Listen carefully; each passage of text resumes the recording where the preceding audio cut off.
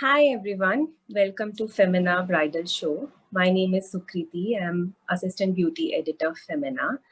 And today I have with me one of my favorites and the most popular and celebrated hair artist, Adhuna. She's also the founder and creative director of the most successful salon chains in India, that's Bblunt, and everyone knows that. Welcome. Happy we are getting to do this chat today. How are you? I'm well, thank you so much, Sukriti. Nice to be here. Thanks for having me. Yeah, how are you? How's it going? It's the wedding season. What's happening? Something new after the pandemic? So I think in the salons, we are definitely starting to feel the festival fever for sure. Yeah. Yes. People are kind of, out and about a lot more, which, there's much joy in the air about that, I think. Yeah. And in terms of weddings, I think people are talking about it. I think weddings are going to be very, very different, from what we traditionally know weddings to be. But nonetheless, I think they'll be equally as much fun and look as fabulous. As fabulous. Yes, of course. I mean, it's another, it's a way of just getting out and then after a long time. So 18 months indoors and almost, I think, over 18 months now. So how do you think the hair trends will look like this season? I feel that the hair trends are, over time, I think hair trends have changed, or I think people look a lot more for individuality as opposed to following trends blindly. Yeah. I, for one, feel that that is wonderful. I think, particularly for a bride, the impression, or one of the sort of impressions I have often of an Indian bride is somebody that's been almost forcefully made to look a certain way, following culture and tradition, and probably a lot of pressure from various members of their family. I know, yes. So been there. Yeah.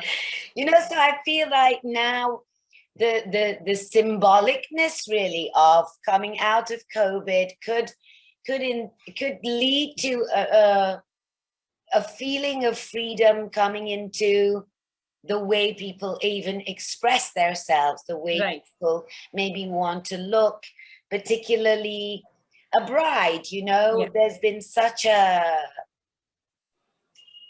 like a set kind of look for so long, which is often dictated by the kind of rituals that need to be done, the kind of clothes that are worn. Very specifically, where I'm concerned, the head, and headgear, whether it's jewelry or whether it's, fabric from the garment that's worn over the head. So I don't know whether I'm just wishing it or whether it will be a trend, but definitely more freedom, more reality, more individualist, being more your authentic self. Yes, more about, working with your natural texture and enhancing it. Maybe that's what. So, I mean, there's many things that I feel I think that in embracing your natural texture is, not just for a bride to be, but for everyone. For everyone, absolutely. I mean, it makes life easier if you do that. Yes. And work with it rather than against it, So definitely embrace yourself and everything about yourself. Yeah. I think there are too many people that you often try to please, that people I see, that I witness, and when we have, friends or clients who are going through the process, they sort of always talk about, how I have to you know, this one wants me to do this and that one wants me to do this. It's never really as much about the individual. Yeah. That's kind of sad. Yeah. So I'm kind of hoping that the trends go more towards, you know, people being more authentically themselves in the way they look, in the way they celebrate. Yeah. You know.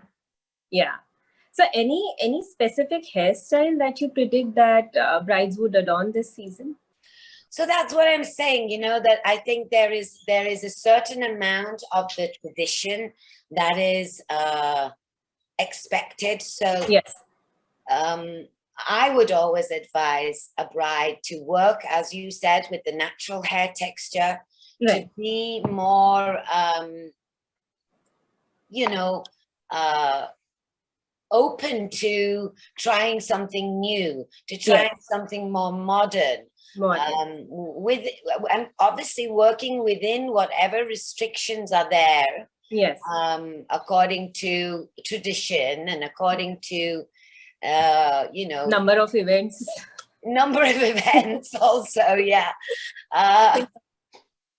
So I think people, I hope people will wear their hair more naturally, or will look at working towards something that is more suited or designed for them as an individual, as opposed to, you know, a traditional bun or that kind of thing. Right, got it. You just mentioned about, you know, how sometimes it is also dependent on the kind of hair accessories, the hair jewelry and all of that. So any tips on selecting hair accessories? I think Indian brides kind of, I have seen that they are more, you know, about flowers, and which is good, which looks very pretty. But is there anything else, any tips that you want to share about selecting any hair accessories, especially for the brides? So again, I think it's very, very individualistic. Sometimes in some cases, there's people wear a lot of jewelry in their hair. Yes. So selecting jewelry is a really big thing, especially when your hairdresser is concerned, because we're the ones who have to attach it in and make sure it stays in place. So in terms of weight, the lighter the weight, obviously that is much better.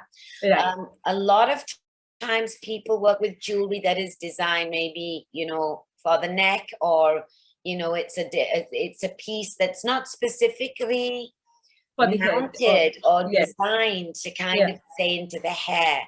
So adapting hair accessories is a big thing, and I think there are a lot of people who've thought about this in the market. You know, there's people like Etsy, there's people, designers. I know, you know, people who work with jewelry, and they're making fabulous things now and accessories for the hair. So I really don't, I really hope that people just experiment a little bit more. So using something lighter in weight is definitely key. It will be easier to use. It'll stay in place for longer. You know, flowers is something I also have a personal inclination towards. There's nothing like fresh flowers in a bride's hair. I don't think so.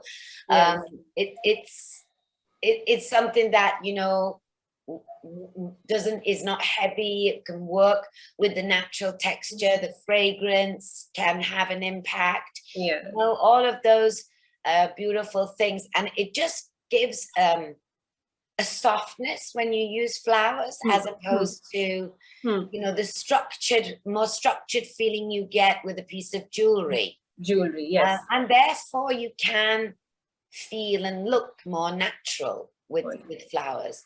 I think hairbands are very big. I'm seeing lots of really fun accessories at the moment. You know, things that are used in different ways, hairbands, and then in combination with that, braids. Using different kind of braiding techniques as the hair accessory. and weaving the hair in certain ways. There's so many fun things to do, but of course they take time. Yes, of course. Yeah. So, flowers and braids is a winning combination for me, I think. And that's also, it's also allows you to work with the hair and the placement of the flowers, right, so that it's suited to the face and the bone structure. Whereas a piece of jewelry, be it like a mantika or something like that, is very specific, right? It's very specific, yes. So if you have a face shape that perhaps doesn't suit a center parting, for example, then it's difficult, you know? Yes. Right, got it. That reminds me of something that happened during one of the weddings I attended. The bride was really keen on wearing a matha patti or something, like the whole thing, but it wasn't just suiting her, and that was the only hair accessory she actually had at that point of time. And we all were like running from pillar to post. What is to be done now? So yeah, and the hairstylist then, you know, kind of adapted it to, you know, to her look and all of that. So it finally worked out. But like you said, we really need to think what actually is going well with our face structure and with our look also, rather than just going by the trend. So yeah, so like we just discussed about all this, any hair care tips that you absolutely live by and also suggest the brides to take care of? So this is not just for brides, this is for everybody, but specifically if you're building up to that moment, you know, there's something that always really concerns me, and that is that when people are looking to celebrate this big occasion in their life, there never seems to be any budgetary restrictions on clothes. You know, they go all out for clothes, but your hair, you know, we have had in the past, people come to the salons and start bargaining about the price, start bargaining about this, but you wear your hair every single day. Yeah. Your wedding garment, you'll maybe wear once in your lifetime. Yeah. So the importance, or there should be equal importance on, one, the preparation of the hair before such a big event. Yes. And planning meaning planning when is the right time to do your haircut, when is the right time to do your color, when is what are the as you'd said earlier, how many events are there, so what do I need to think about for these particular events? So if I was to say 3 key top things for a bride, I would say haircut in advance, color at least 2 weeks prior, and trials. Right. Because I've been, again, as you know, through experience, I've witnessed so many people that have, you know, they've booked their hairstylist, they've booked their makeup artist, they've got their clothes organized, and they fix the time on the day of the wedding for everybody to come and start getting ready. And, you know, no plan ever really seems to come together without 1 or 2 hiccups, right? Yeah, of course. Let's face it. Yes. And that's how good things happen, I guess. So, yes. But, you know, I have seen and heard of situations where maybe the hair wasn't shampooed properly prior to the event, and it's greasy. And then the hairdresser finds it difficult to get volume in the hair. Right. Yes. Maybe the makeup artist does the makeup and the bride hates it. Yes. Hates the way she looks. Yes. So there are many things that go on like this. I'm sure you're smiling knowingly, but I'm sure you've heard these kind of stories before. And they're you know, it's common knowledge. So my advice would always be to do some kind of trial sessions. So suppose you have your wedding day and 2 other events, and you know, you think about what you're going to wear for those days. Yes. Plan roughly. It doesn't have to be like very specific, but have an idea of what you're going to do with your hair on those days. Try it out beforehand so you know how it looks on you, how you feel with it. And very importantly, how long does that style last in your hair? Because sometimes, you know, there are hours together for some certain ceremonies, and then, you know, it might be a reception, which is a lot of dancing, and so your hair changes. Your hair comes off. Yes, yeah. The style comes off. Yes. So those are the three key things. I think your haircut, a great haircut, is an absolute backup for any blunders that might happen.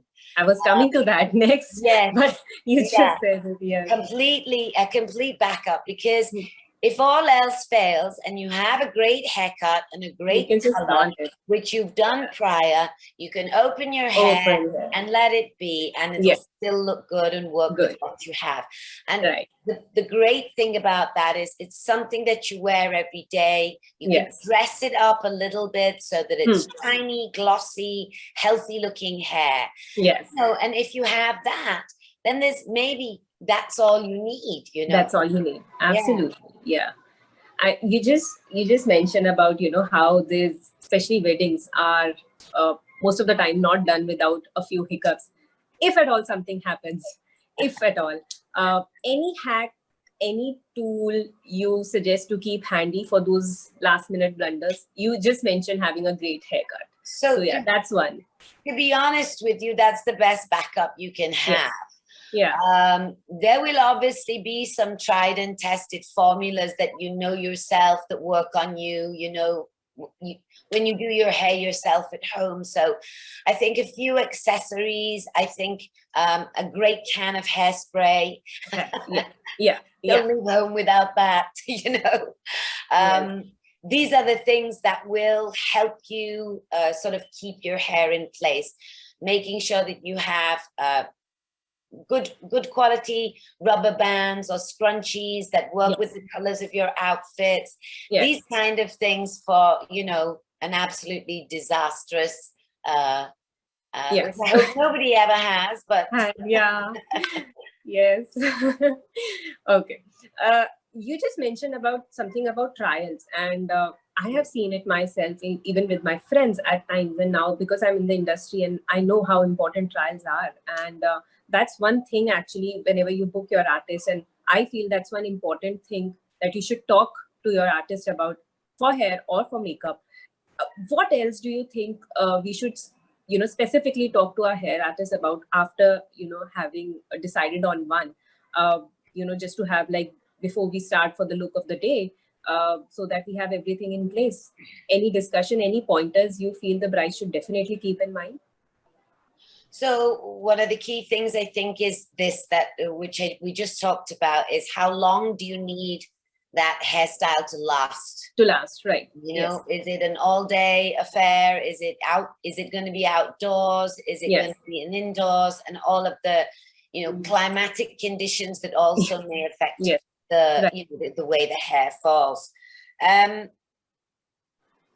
think maybe your haircut and your color, like what is your expectation? What are your likes and dislikes as a bride? You have certain things that you like. You know, I don't like my hair if it doesn't have any volume, or I don't like my hair if it's curly. So if the bride themselves has any specific likes and dislikes, I think that's very important to mention. Likes, dislikes, and how long does this style need to last? Yes, and trials. Trials. Trials. Can't say it enough. Nobody ever listens, you know. Nobody ever listens to that. But they should build it into that plan, you know. Planning your haircut, you know. If you, the other thing is probably, what is the neckline of your garment going to be? Right. Yes. That's another thing that would be very helpful in terms of designing and creating a look. Right. Yeah. Like, very nicely explained, as in, because most of the time, I think, especially with brides, they do not probably understand the fact that wedding is definitely, the look is just one-time thing, but there's a whole, days of preparation that goes into it. So it can't be just like one meeting and done. So you have to like prepare, like you can't get a hair color a day before or get a cut a day before and you're like, you're done. No, it has to be like properly planned. So I think that's one thing also. It's an important thing that you just mentioned. I have this very favorite saying of mine, which is failure to prepare is preparing to fail. And I think that right. definitely applies here, you know.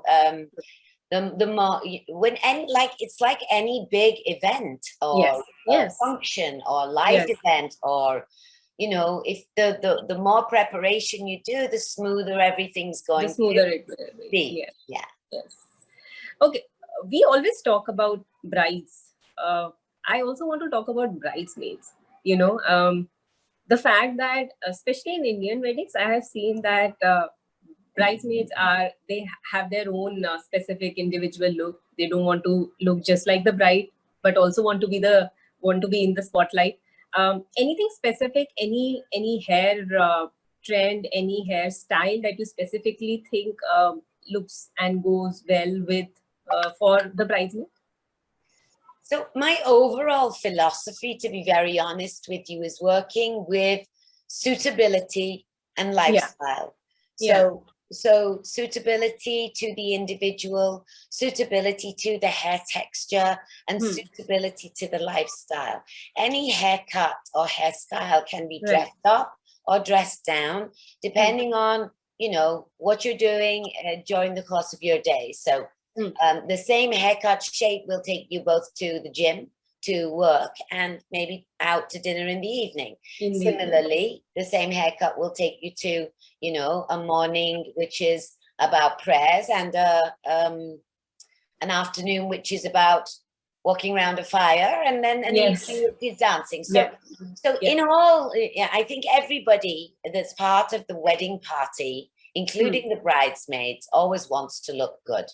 Let's face it, there are photographs that are captured for the rest of our lives, which are like, you know, this is what you have to look back on. So it's important to make an effort. I do think everybody really does secretly care about how they look and how, you know, it's going to be presented. Now, traditionally, in a more sort of Catholic wedding, the bridesmaids tend to have, like you said, a specific look.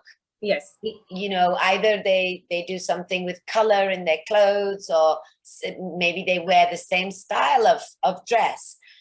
So hair and makeup for the bridesmaids is actually one of the ways that they can express their individuality. Yes, of course. Yeah, right. And so working on all of the above sort of pointers that we spoke about for the bride, I would say that it goes equally for a bridesmaid, or equally for you know, the bride's mother, the bride's mother-in-law, you know, or who is going to participate in that celebration. I think they do at some level look at what they're wearing, what's their makeup and their hair going to be like. Okay. Next very important question is, any product you think that should be there with us in our kit, or specifically for brides, something that should be handy, even if, you know, you feel and you believe that your hair artist is going to carry it, but you still should have it, because obviously after a point your stylist will leave and you have a long event ahead. So anything that you think, stylist, invite that could be one thing. Yes, forget everything else, invite the stylist. Right. Right, that's true. No, so I was going to say heat protection. Yes. A product that you can use to ensure that the hair is protected when you're working with any heated tools.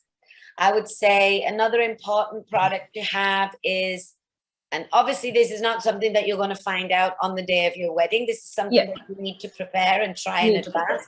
What is the right styling product to give the right amount of hold for the duration of time that you need it? Yes. And the other and third, and I think probably the most important one, is a hairspray. Because once you've got it in place, you want to make it freeze. Yes, yes. Seal the deal. Exactly. And perhaps even some shine, because, you know, you do want your hair to look shiny and glossy and healthy in the middle of all this. So I've said more than 3, but 4. No, get it. Shine, absolutely. condition, protection, and hold. Hold. More the better. Okay. Any cut you think, or and also color you think is, I mean, I really find it not appropriate to ask, because I personally feel that you should do whatever you like, and you've also mentioned like that. But anything that you think is going to be in this season for the bride in terms of cut or in terms of colors, anything that's doing pretty much well right now? Can I just say that I wish brides would have a haircut, because they don't. Everybody wants to grow their hair long. Yes. So there's no cut that's going to be in trend, because all the brides, like we said in the beginning, I really hope that coming out of the situation we've just come out of, the very fact that we can now get together, at least in smaller gatherings, and, you know, celebrate with our family and friends, I think that will hopefully express a certain amount of freedom, a certain amount of joy in the simpler things in life. And, you know, I think that should be the sentiment. And in terms of any specific hair trends, I do believe that a special day like this is something that you maybe consider trends, but don't look blindly at trends. Look at something that works for yourself, your hair texture, kind of days that you have planned, you know, the activities that are planned. So there's, you know, making sure the hairstyle lasts is a big factor. And so working around that, I wouldn't say trend. Color, in terms of color, it's always nicer to work with colors that complement the natural skin tone.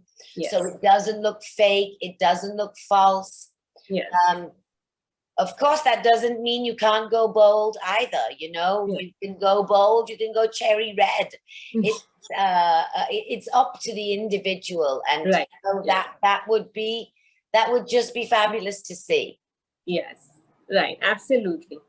That's the kind of chat I really wanted to have. Like, it's sometimes, you know, there are few interviews where you just have something in mind and you want the person to say it exactly went like that. I keep on thinking to myself, you know, for the brides and everyone, just do what you like doing. I mean, obviously, while keeping everything in mind, but just be there. Let it be. Even on the way a person looks, there is so much expectation. Yes, absolutely. In some cases. Yes. And that must be really difficult to deal with. I agree. So yes, thank you so much. It was lovely chatting with you, and thank you for all the tips and hacks. I think I really hope it helps people decide and make better choices and not have any blunders and hiccups.